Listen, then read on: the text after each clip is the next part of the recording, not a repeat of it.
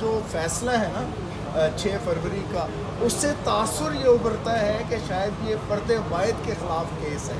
Where as वो बहुत सारे लोगों के ख़िलाफ़ केस है, प्रिंटर के ख़िलाफ़ केस है, पब्लिशर के ख़िलाफ़ केस है, उस प्रेस के ऑनर के ख़िलाफ़ केस है, फिर जो उन चीज़ों को ऑन करते हैं उनके ख़िलाफ़ केस है। उन पे तो 211 का जो कानून है दफ़ा 7 उसका इतलाक़ तो होता है, और हम यही कोर्ट की मामलत करना चाह रहे हैं कि